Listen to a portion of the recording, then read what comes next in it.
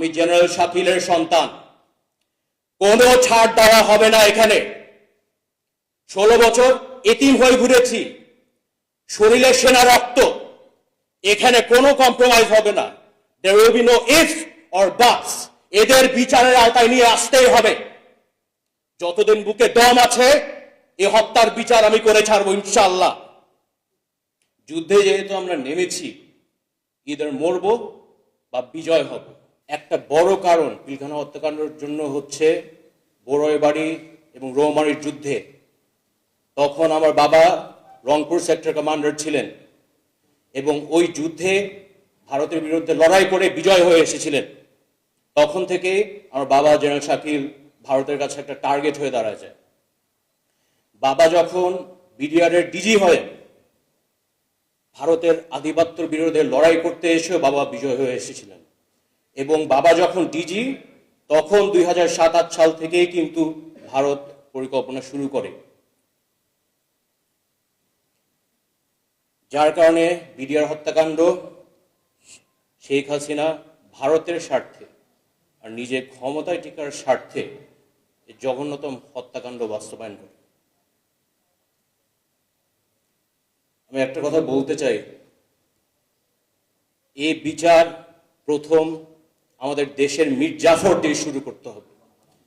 যে সেনাবাহিনীর কর্মকর্তারা আমাদের বাবাদের সাথে 57 জন অফিসারদের সাথে বেইমানি করেছে, তাদের বিচার এর আওতায় নিয়ে আসতেই হবে। এখানে কোনো ইয়ে নাই।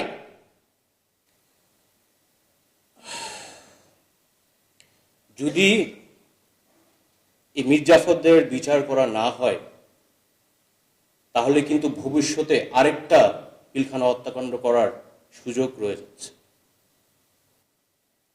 2009 সালের পরে সেনাবাহিনীর মধ্যে যে পরিমাণ ডিস্ট্রাস্ট তৈরি হয়েছিল, কোর্সমেটকে বিশ্বাস করতে পারতো না, জুনিয়র অফিসার সিনিয়র অফিসারকে বিশ্বাস করতে পারতো না। আগে একটা নন কমিশন সৈনিকের উপর যদি কিছু হইতো, পুরো সেনাবাহিনী আগায় যেত। সেনাবাহিনীর ন্যাশনাল ইউনিটিটা ছিল এবং সাহস ছিল। এটা এই সেনাবাহিনী আমার বাবা নেতৃত্ব দিয়েছিল, এক সময় 57 অফিসার নেতৃত্ব দিয়েছিল।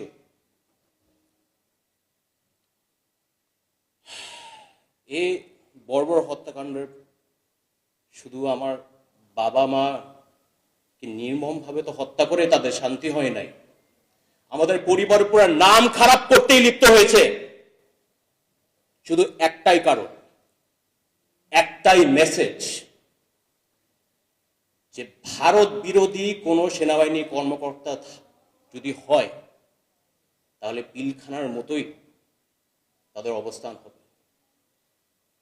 শুধু অফিসারদের তো শেষ করে নাই, পরিবারের মানহানি করতে করতে শেষ করে দিয়েছে। এই মুন্নিসা থেকে এটা প্রথম শুরু হয়। আমি একটা কথা ছোট করে বলতে চাই, যারা এই হত্যাকাণ্ডের সাথে জড়িত, আমাদের 57 পরিবার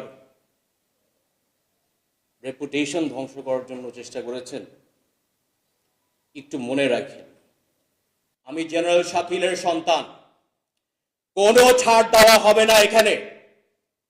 16 বছর এতিম হয়ে ঘুরেছি, শরীরে সেনা রক্ত, এখানে কোনো কম্প্রোমাইজ হবে না। There will be no ifs or buts. এদের বিচারের আওতায় নিয়ে আসতেই হবে।